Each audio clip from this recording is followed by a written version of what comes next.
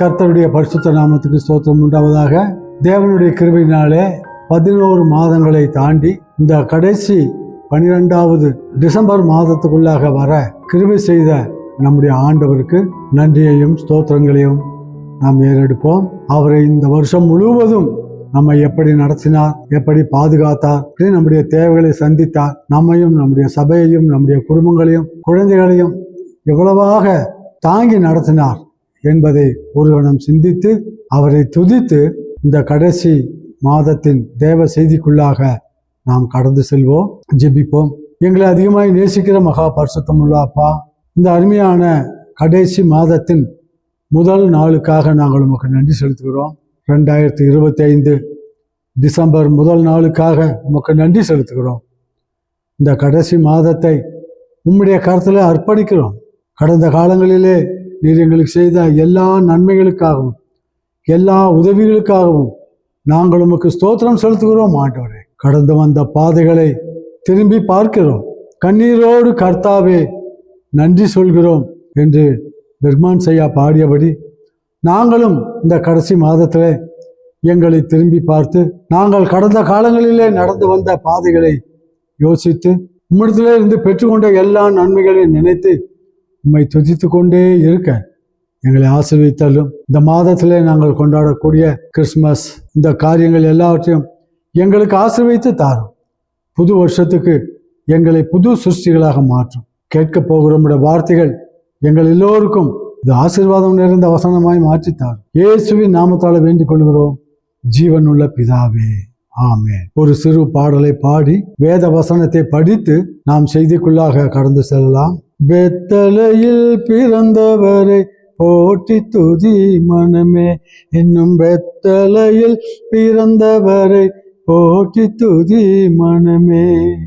குளிரும் பனியும் கொட்டினிலே கோமகனும் தொட்டிலே, ஆராரோ ஆராரோ ஆரிராரோ, ஆராரோ ஆராரோ ஆரிராரோ. தூங்கு தூங்கு பாலானே, தூங்கு தூங்கு பாலானே. இந்தளவாய் அன்பு வைத்த எம்பெருமானே, இந்தளவாய் அன்பு வைத்த எம்பெருமானே, நாம் எண்ணமுடன் போய் துதிக்க ஏகிடுவோமே, நாம் எண்ணமுடன் போய் துதிக்க ஏகிடுவோமே. குளிரும் பனியும் கொட்டினிலே கோமகனும் தொட்டிலே, ஆராரோ ஆராரோ ஆரிராரோ, ஆராரோ ஆராரோ ஆரிராரோ. தூங்கு தூங்கு பாலானி, தூங்கு தூங்கு பாலானி. இந்த நாளிலே தேவ செய்திக்கு ஆதாரமாக படிக்க வேண்டிய கர்த்தருடைய வேத வசனங்கள் மத்தேயு 1 அதிகாரம் 20வது வசனத்திலே இருந்து. அவன் இப்படி சிந்தித்து கொண்டிருக்கையில் கர்த்தருடைய தூதன் சொப்பனத்திலே அவனுக்கு காணப்பட்டு, தாவீதின் குமாரனாகிய யோசேப்பே, உன் மனைவியாகிய மரியாளை சேர்த்து கொள்ள ஐயப்படாதே. அவளிடத்தில் உற்பத்தியாய் இருக்கிறது பரிசுத்த ஆவியினால் உண்டானது. அவள் ஒரு குமாரனை பெறுவாள். அவளுக்கு இயேசு என்று பெயரிடுவாயாக. ஏனெனில் அவர் தமது ஜனங்களின் பாவங்களை நீக்கி அவர்களை இரட்சிப்பார் என்றான். தீர்க்கதரிசிகள் மூலமாய் கர்த்தராலே உரைக்கப்பட்டது நிறைவேறும்படி இதெல்லாம் நடந்தது. அவன், இதோ ஒரு கன்னிகை கர்ப்பவதியாகி ஒரு குமாரனை பெறுவாள். அவருக்கு இம்மானுவேல் என்று பெயரிடுவார்கள் என்று சொன்னான். இம்மானுவேல் என்பதற்கு தேவன் நம்மோடு இருக்கிறார் என்று அர்த்தமாம். ஆண்டவருடைய பரிசுத்த நாமத்துக்கு ஸ்தோத்திரம் உண்டாவதாக. இயேசு கிறிஸ்து என்று ஒருவர் இல்லாவிட்டால் இந்த உலகமும் இல்லை, வானங்களும் இல்லை, பூமியும் இல்லை, பாதாளமும் இல்லை, மனிதர்களும் இல்லை, ஒன்றுமே இல்லை. ஆண்டவராகிய இயேசு கிறிஸ்து சகலத்தையும் தன்னுடைய வார்த்தையாலே உண்டு பண்ணின சர்வலோக சக்கராதிபதி. ஆண்டவர் திரியேக தேவன் என்று நாம் சொல்லுகிறோம். அதாவது மூன்றும் ஒன்றே. திரியேகம் என்று சொன்னால் மூன்று: பிதா, குமாரன், பரிசுத்தாவி. பிதாவானவரே குமாரன், குமாரனாகிய இயேசு கிறிஸ்துவே ஆவியானவர். பிதாவும் குமாரனும் எப்படி ஆள் தத்துவத்தை உடையவர்களாய் இருக்கிறார்களோ, பரிசுத்த ஆவியானவரும் அவர் ஆள் தத்துவமாய் இருக்கிறார். அவர் ஒரு ஆவியாகவோ அல்லது ஒரு புகையாகவோ அல்லது அவர் ஒரு மேகத்தை போலவோ இருக்கிறார் என்று நாம் நினைத்து கொள்ளக்கூடாது. ஆகவே இந்த தேவன் இந்த மூன்று விதங்களிலே மனிதனுக்கு தன்னை வெளிப்படுத்தி ஒவ்வொரு காலகட்டங்களிலும் அவனை வித்தியாசமாக அவர் நடத்தி கொண்டிருக்கிறார். ஆகவே இந்த திரியேக தேவனை பற்றி நாம் தெரிந்து கொள்வதும் நாம் புரிந்து கொள்வதும் அவரை ஆராதனை செய்வதும் மிகவும் முக்கியமான ஒரு காரியமாகும். பிதாவானவர் என்று சொல்லும் பொழுது ஆதி முதல் அந்தம் வரை, அதாவது இயேசு கிறிஸ்துவின் வருகை மட்டும் நம்மை நடத்தி கொண்டிருந்தவர் பிதாவாகிய தேவன். அவர் ஒருவரே வானங்களை சிருஷ்டித்து பூமியை சிருஷ்டித்து அதில் உள்ள தண்ணீரை பூமியையும் தனித்தனியாக பிரித்து பறவைகளையும் விலங்குகளையும் ஊர்வன பரப்பன எல்லாவற்றையும் தனித்தனியாக படைத்து 6ஆம் நாளிலே மனிதனை உண்டாக்கி இந்த வையகத்தையே உருவாக்கியவர் பிதாவாகிய தேவன். அவருடைய காரியம் என்னவென்றால், அவர் சர்வ வல்லமை உள்ளவர், சகலத்தையும் அறிந்தவர், அவர் சர்வ வியாபி. இதைத்தான் ஆங்கிலத்தில் நாம் சொல்லுகிறோம் ஓம்னிபொட்டன்ட், ஓம்னிஷியன்ட், ஓம்னிபிரசன்ட். சர்வ வல்லமையுள்ளவர், சகலத்தையும் அறிந்தவர், எங்கும் நிறைந்தவர். இப்படியாக ஆண்டவருடைய குணாதிசயங்கள் 3. அப்படியாக சர்வ வல்லமையுள்ள தேவன் இந்த பூலோகத்தில் உள்ள மனிதர்களுக்காக தன்னைத்தானே பலியாக ஒப்பு கொடுக்க அவர் முன்வந்தார். ஆகவே பிதாவாகிய தேவன் அவரே குமாரனாகிய இயேசுவாக கன்னி மரியாளிடத்திலே உற்பவித்து பிறந்து இந்த பூலோகத்துக்கு இரட்சகராக வந்தார். ரோமர் புஸ்தகத்திலே நிருபத்திலே பவுல் என்ன சொல்லியிருக்கிறார்? பாவிகளை ரட்சிக்க கிறிஸ்து இயேசு உலகத்தில் வந்தார். இயேசு கிறிஸ்து உலகத்தில் வந்த நோக்கமே பாவிகளை ரட்சிக்கத்தான். பாவிகளை ரட்சிக்க வந்தவர் அநேக பிரசங்கங்களையும் சத்தியங்களையும் நமக்கு கற்றுக் கொடுத்தார். அநேக வியாதிகளிலும் பிசாசின் பிடிகளிலும் பலவிதமான தொந்தரவுகளிலும் அகப்பட்டிருந்த மக்களுக்கு பரிபூர்ண விடுதலை கொடுத்தார். அதோடு நிற்கவில்லை. பூலோகத்திலே இருக்கக்கூடிய ஒரு மனிதன் பரலோகத்துக்கு போவதற்கு அவர் ஒரு வழியை ஆயத்தம் பண்ணினார். ஒரு பிரதர் ஜெயபாலன் என்று சொல்லப்பட்ட ஒரு மூத்த சகோதரர் பெங்களூர் ஈஜிபுராவிலே அவர் அந்த காலத்திலே வாழ்ந்து வந்தார். இப்பொழுது அவர் கர்த்தருக்கு முன்பாக சேர்ந்து விட்டார்.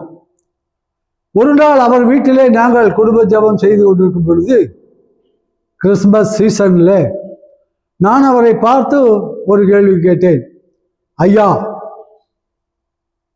What do you mean by Christmas? இதற்கு ஒரு சின்ன விளக்கம் சொல்லுங்கள் என்று நான் சொன்னேன். அவர் 2 வாக்கியங்களிலே கிறிஸ்மஸை குறித்து எனக்கு விளக்கிவிட்டார். பரலோகம் பூலோகத்துக்கு இறங்கி வந்தது. அதனால் பூலோகம் பரலோகத்தை எட்டியது. பரலோகம் பூலோகத்துக்கு இறங்கி வந்தது நிமித்தம் பூலோகம் பரலோகத்துக்கு போக வழி பிறந்தது. இதுதான் கிறிஸ்துமஸ் அப்படி என்று சொன்னார்.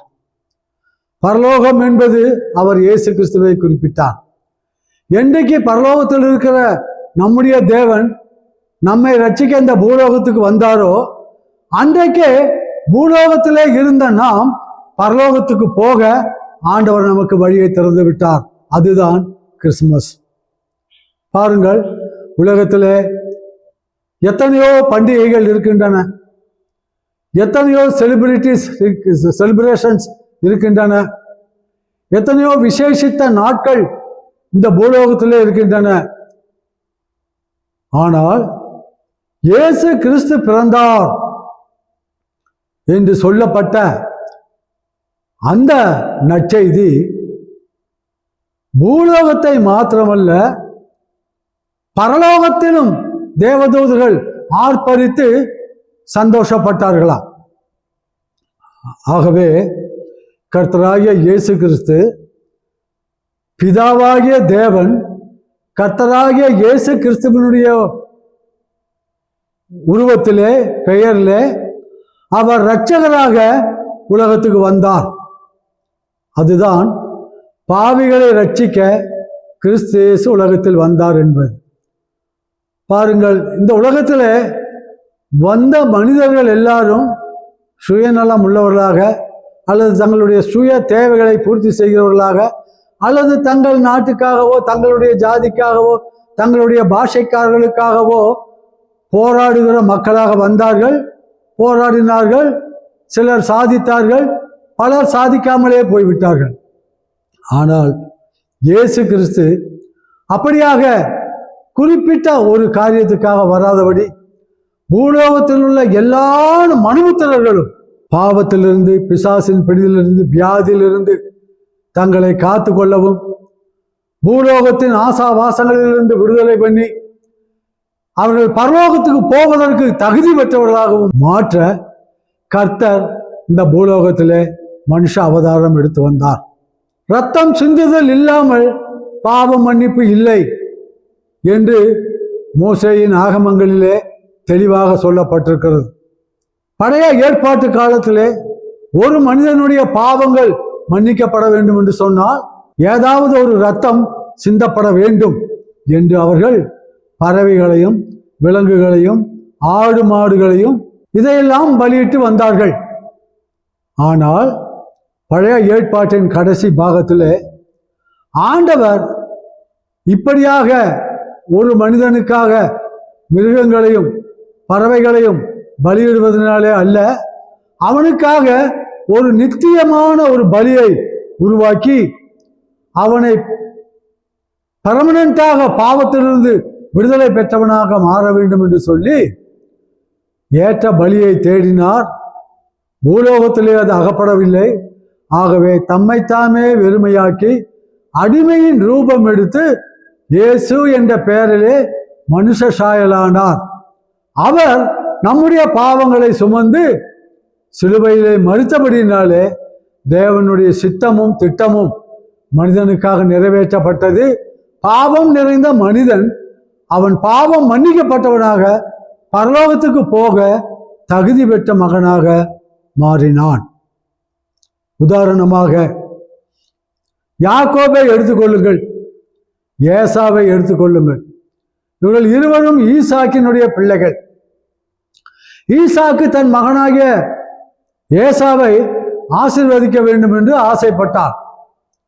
ஆனால் அந்த ஆசீர்வாதத்தை ஈசா போய் அந்த ஆசீர்வாதத்தை பெற்றுக்கொள்வதற்கு முன்பாக யாக்கோபு ஏசாவின் வேடத்திலே போய் ஏசாவினுடைய உடைகளை அணிந்து கொண்டு ஏசா என்ற பெயரிலே போய் தன்னுடைய தகப்பனாகிய ஈசாக்கின் இடத்திலே எல்லா ஆசீர்வாதத்தையும் பெற்றுக்கொண்டார். அதே போல நாம் நம்முடைய நீதியை கொண்டு நம்முடைய நேர்மையை வைத்து நம்முடைய பக்தியை வைத்து கொண்டு நேரடியாக ஆண்டவரிடத்திலே போய் ஆசீர்வாதத்தை பெற்றுக்கொள்ள நமக்கு தகுதி இல்லை. ஆகவே கர்த்தராகிய இயேசு கிறிஸ்துவின் நாமத்தினாலே வேண்டிக் கொள்ளுகிறோம் பிதாவே என்று பொதுவாக நம்முடைய ஜெபங்களை முடிக்கிறோம். அப்பொழுது நாம் சுயமாக அல்ல, அவருடைய குமாரனாகிய இயேசு கிறிஸ்து நமக்காக பலியாக அவர் அனுப்பின அந்த இயேசு கிறிஸ்துவோட ரத்தத்தினாலே கழுவப்பட்டவர்களாய் இருக்கிறபடினாலே அந்த இயேசு கிறிஸ்துவின் மூலமாய் வேண்டிக் கொள்ளுகிறோம் என்று செய்கிற அந்த ஜெபங்களிலே வல்லமை உண்டு. அங்கே காரியங்கள் நடக்கிறது. நீங்கள் என் நாமத்தினாலே எவைகளை கேட்பீர்களோ அவைகளை எல்லாம் பெற்றுக்கொள்வீர்கள் என்று இயேசு கிறிஸ்துவே நமக்கு சொல்லியிருக்கிறார். ஆகவே பிதாவாகிய தேவன் தம்முடைய ஒரே குமாரனாகிய இயேசுவை எனக்காகவும் உங்களுக்காகவும் அனுப்பி வைத்தார். நாமும் யாக்கோபை போல அந்த இயேசு கிறிஸ்துவினுடைய ரட்சிப்பின் வஸ்திரத்தை தரித்து கொண்டு பிதாவாகிய தேவனிடத்திலே போகும் பொழுது அங்கீகரிக்கப்படுகிறோம், ஏற்றுக்கொள்ளப்படுகிறோம், ஆசீர்வதிக்கப்படுகிறோம், அபரிமிதமான மக்களாக மாறுகிறோம். ஆகவே நம்மை தகுதிப்படுத்துவது, அன்றைக்கு யாக்கோபை தகுதிப்படுத்தியது ஏசாவினுடைய ஆடைகள். இன்றைக்கு நம்மை பிதாவாகிய தேவனிடத்தில் ஆசீர்வாதம் உள்ளாக மாற்றுவது இயேசு கிறிஸ்துவனுடைய ரத்தம், அவர் நமக்கு தந்திருக்கக்கூடிய ரட்சிப்பின் வஸ்திரம். இவைகளை போட்டுக்கொண்டு பிதாவின் இடத்துல போகும் பொழுது நாம் வேண்டியவைகளை அவர் நமக்கு கொடுத்து எல்லா விதத்திலும் நம்மை உயர்த்தி நம்மை ஆசீர்வதிக்கிறார். கர்த்தருடைய நாமத்துக்கு ஸ்தோத்திரம். ஆகவே ஆண்டவர் அனுப்பின தன்னுடைய சொந்த குமாரன் உலகத்துக்கு மனுஷனாய் வந்த இந்த நாளிலே அதை நினைவு கூர்ந்து நாம் கிறிஸ்துமஸ் தினமாக கொண்டாடுகிறோம். கிறிஸ்துமஸ் இந்த நாளில் தான் வந்ததா, டிசம்பரில் தான் பிறந்தாரா, அல்லது யாருக்கு தெரியும், இது கற்பனை, இப்படியெல்லாம் வாக்குவாதம் பண்ணுகிற பக்திமான்கள் இருக்கிறார்கள். நமக்கு இந்த வாக்குவாதம் பண்ணுகிற பக்தியே வேண்டாம். கர்த்தருடைய வார்த்தைகளை நம்பி நம்முடைய முன்னோர்களால் ஆவியில் நிறைந்த தேவ பிள்ளைகளால் நியமிக்கப்பட்ட இந்த டிசம்பர் 25 நமக்காக ஒருவர் பிறந்தார், நமக்காக மரிக்க ஒருவர் இந்த உலகத்துக்கு வந்தார், அவர் உன்னதமான தேவனுடைய குமாரன் என்று விசுவாசித்து அவரை கொண்டாடுகிற நாம் யாவருமே பாக்கியவான்கள். அதை கொண்டாடக்கூடாது, அதை இப்படி பண்ணக்கூடாது, அப்படி பண்ணக்கூடாது என்று சொல்லுகிறவர்களுக்கு இயேசு கிறிஸ்துவின் இடத்திலோ அவரை அனுப்பின பிதாவாகிய தேவனிடத்திலோ அவளுக்கு எந்த பங்கும் இல்லை, எந்த பாத்திரமும் இல்லை. உங்களை விசுவாசிக்கிறவன் என்னை விசுவாசிக்கிறான், உங்களை விசுவாசிக்காதவன் அவன் என்னையும் மறுதளிக்கிறான், என் நாமத்தாலே உங்களை ஏற்றுக்கொள்கிறவன் என்னையும் ஏற்றுக்கொள்கிறான் என்று பிதாவானவரே இயேசு கிறிஸ்துவே சீசர்களுக்கு அவர் சொல்லி அனுப்பினார். ஆகவே இயேசு கிறிஸ்து இல்லாமல் இந்த உலகத்தில் ரட்சிப்பு இல்லை. அந்த கர்த்தராகிய இயேசு கிறிஸ்து மனித அவதாரம் எடுத்து வந்த இந்த நாளிலே ஆண்டவரை துதிப்போம், ஸ்தோத்தரிப்போம், மகிமைப்படுத்துவோம், கொண்டாடுவோம், அவரை உயர்த்துவோம். இதுதான் சமயம் என்று சொல்லி அவருடைய பிறப்பையும் அதனுடைய ரகசியங்களையும் அவருடைய தாற்பயங்களையும் அதாவது உண்மைகளையும் மற்றவர்களுக்கு உணர்த்தி அவர்களையும் நாம் ரட்சிப்புக்காக வழி நடத்துவோம். அது மாத்திரமல்ல, இயேசு கிறிஸ்து பிறப்பார் என்று ஏதோ திடீரென்று அவர் பிறக்கவில்லை. பல ஆயிரம் ஆண்டுகளுக்கு முன்பாகவே பிதாவாகிய தேவன் அதை முன்னறிவித்தார். ஆதாமின் காலங்களிலேயே முன்னறிவித்தார். தீர்க்கதரிசிகளின் மூலமாக இப்படி ஒரு கன்னிகை கர்ப்பவதியாகி ஒரு குமாரனை பெறுவார், அவருக்கு இம்மானுவேல் என்று பெயரிடுவார்கள், இயேசு என்று பெயரிடுவார்கள் என்று ஏசாயா தீர்க்கதரிசியின் மூலமாக ஆல்ரெடி சொல்லியிருந்தார். அதைத்தான் 1000 ஆண்டுகளுக்கு மேல் ஆன பின்பு பிதாவாகிய தேவன் அதை நிறைவேற்றினார். ஆகவே அவரை ஏற்றுக்கொள்ளுகிறவன், அவரை நம்புகிறவன், அவரை ஆராதிக்கிறவன் அவன் பரலோக ராஜ்யத்தை சுதந்திரித்து கொள்ள பரிசுத்தவானாய் மாறுகிறான், பாக்கியவானாக மாறுகிறான், பரலோகத்திலே பங்குள்ளவனாகவும் மாறுகிறான். அவருக்கு இன்னொரு பேர் கொடுத்தார்கள். மத்தேயு 2ஆம் அதிகாரத்திலேயே 22, 23 வசனங்களை படிக்கும் பொழுது அவருக்கு இம்மானுவேல் என்று பெயரிடுவார்கள். இம்மானுவேல் என்பதற்கு தேவன் நம்மோடு இருக்கிறார் என்று அர்த்தமா? பாருங்கள், நம்முடைய தேவன் நம்மோடு இருக்கிறார். இஸ்ரவேலை காக்கிற தேவன் உறங்குவதும் இல்லை, தூங்குவதும் இல்லை என்று சங்கீதக்காரன் சொன்னபடி நம்மை காக்கிற தேவன் உறங்குவதும் இல்லை, தூங்குவதும் இல்லை, சதா காலமும் நம்மோடு கூட இருக்கிறார். நாம் தூங்கினாலும் அவர் தூங்காதவராக நம்மை பாதுகாத்து வழிநடத்தி போதித்து சத்தியத்திலே நடத்துகிறார். இது குமாரனாகிய இயேசு கிறிஸ்துவனுடைய ஒரு காரியம். மூன்றாவதாக பார்க்கும் பொழுது, பிதாவாகிய தேவன் அனுப்பின குமாரன் தன்னுடைய ஜீவனை ஈண்டு அவர் பாவிகளுக்காக மரித்து மூன்றாம் நாளிலே உயிரோடு எழுந்து அவர் ஆண்டவரிடத்துக்கு போய்விட்டார், எல்லார் கண்களுக்கு முன்பாக. அதற்கு பின்பு ஆண்டவர் பிதாவாகிய தேவன் தேற்றரவாளனாகிய பரிசுத்த ஆவியை நமக்காக அனுப்பினார். இயேசு கிறிஸ்து 33 வருஷம் உலகத்தில் இருந்து நமக்காக மரித்து அவர் இந்த பூலோகத்துக்கு கடந்து செல்லுகிறவராக இருந்தாலும், அதற்கு பின்பு அவர் பரிசுத்த ஆவியானவருடைய உருவத்திலே நம்மோடு கூட இருந்து நம்மை பாதுகாக்கிறார், பராமரிக்கிறார், ஆசீர்வதிக்கிறார், ஆதரிக்கிறார், போஷிக்கிறார், போதித்து நடத்துகிறார். தீமையான வழிகளிலிருந்து பாதுகாத்து நன்மை எது தீமை எதுன்னு நமக்கு உணர்த்தி, இதை செய், இதை செய்யாதே, இப்படி போ, இப்படி போகாதே என்று ஆவியானவர் அனுதினமும் நம்மோடு இருந்து பாவங்களிலிருந்து நம்மை விலக்கி பரிசுத்தமான பாதையிலே நடத்துகிறார்.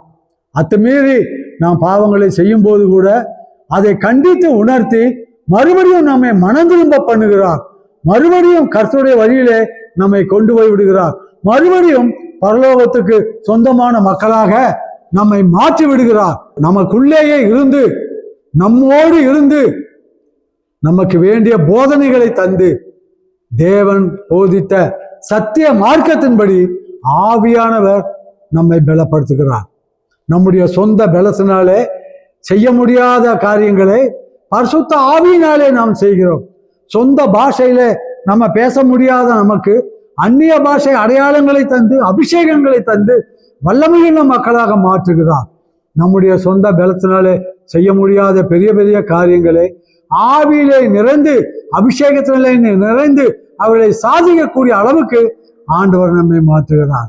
பேதுரு பிரசங்கம் பண்ணும் பொழுது ஒரு முறை 5000 ஜனங்கள் ரட்சிக்கப்பட்டார்கள், இன்னொரு முறை 3000 ஜனங்கள் ரட்சிக்கப்பட்டார்கள். பரிசுத்த பவுலினுடைய ஊழியர்களிலே 1000 ஜனங்கள் ரட்சிக்கப்பட்டார்கள். அநேக வீட்டு சபைகள் உருவாக்கப்பட்டன, சத்தியங்கள் எழுதப்பட்டன. நிருபங்களின் மூலமாக இன்றைக்கு பைபிளிலே இவ்வளவு நிருபங்களை பரிசுத்த பவுல் எழுதினார். அவைகள் பரிசுத்த வேதத்தோடு இணைக்கப்பட்டிருக்கிறது என்று சொன்னார். பரிசுத்த பவுலை ஆண்டவர் எவ்வளவாக உபயோகப்படுத்தினார், அவர் எவ்வளவாக ஆண்டவருக்காக வாழ்ந்தார். ஆகவே இயேசு கிறிஸ்து நேற்றும் இன்றும் என்றும் மாறாதவர். அந்த ஆண்டவர் நம்மோடு கூட இருந்து நம்மை நடத்துகிறார். முதலாவதாக பிதாவாகிய தேவன் சகலத்தையும் உண்டு பண்ணினவர். இரண்டாவது, அவருடைய குமாரனாகிய இயேசு கிறிஸ்து நமக்காக ரத்தம் சிந்தி நம்முடைய பாவங்களை சிலுவையிலே சுமந்து தீர்க்க வந்தவர். அவர் வந்த நாளை தான் ஞாபகார்த்தமாக நாம் கிறிஸ்துமஸாக கொண்டாடுகிறோம்.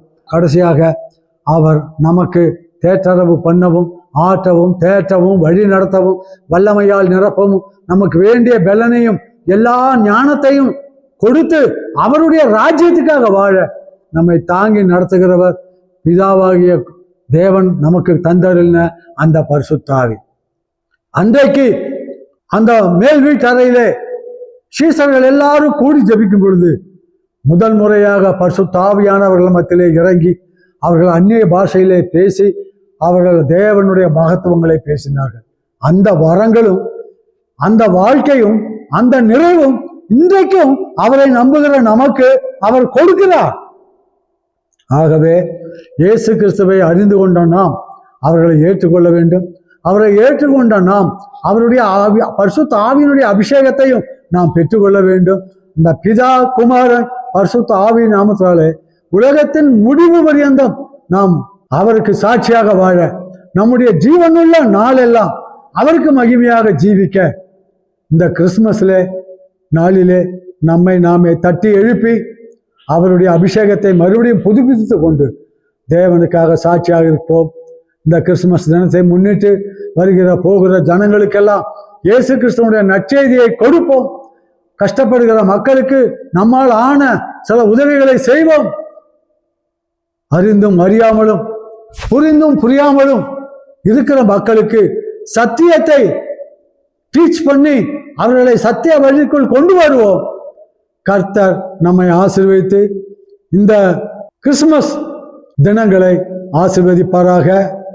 இதை கேட்டுக்கொண்டிருக்கிற உங்கள் யாவருக்கும் என் சார்பாக, என் குடும்பத்தின் சார்பாக, ஹோலி காஸ்பல் சர்ச் மிஷன் என்று சொல்லப்பட்ட எங்களுடைய சபையின் சார்பாக ஹேப்பி கிறிஸ்மஸ் என்று சொல்லி உங்களுக்கு எங்கள் கிறிஸ்துமஸ் வாழ்த்துக்களை தெரிவித்துக் கொள்கிறோம்.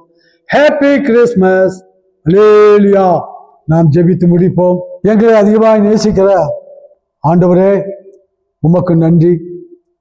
உம்முடைய பிறப்பின் தினத்தை முன்னிட்டு நாங்கள் அநேக வேத வாக்கியங்களை நாங்கள் படித்து தியானிக்க, அவைகளை நினைத்து பார்க்க எங்களுக்கு நீர் கொடுத்த கிருபைக்காக ஸ்தோத்திரம்.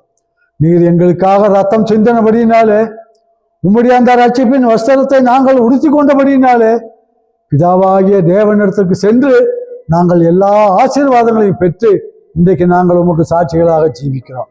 தொடர்ந்து இன்னும் வரக்கூடிய எல்லா வருஷங்களிலும், விசேஷமாக 2026 வருஷத்திலும் உமக்கு மகிமையான சாட்சிகளாய் மாற எங்களை ஆசீர்வதித்தினார்.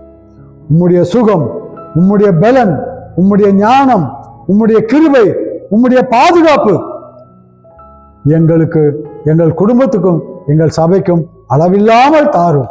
இந்த பண்டிகை தினங்கள் ஏதோ ஒரு விதமாக இல்லாதபடிக்கு, பேரளவிலே இல்லாதபடிக்கு, ஆவியோடும் உண்மையோடும் உம்மை தொழுது கொள்ள, உம்மை கொண்டாட எங்களுக்கு கிருபை தாரும். இந்த கிறிஸ்துமஸ் பேரை சொல்லி அநேக புறமதஸ்தர்கள் கர்த்தர்கள் வந்து அவர்களும் இந்த கிறிஸ்துமஸை கொண்டாட கிருபை தாரும். எல்லா துதி கனம் மகிமையும் நீர் எடுத்துக்கொள்ளும். இயேசுவின் நாமத்தால வேண்டிக் கொள்கிறோம் ஜீவனுள்ள பிதாவே. ஆமென். We wish you a Merry Christmas. We wish you a Merry Christmas. We wish you a Merry Christmas and a Happy New Year. And a Happy New Year. And a Happy New Year. We wish you a Merry Christmas and a Happy New Year. Hallelujah. Praise the Lord. Praise the Lord. God bless you. Amen. Amen.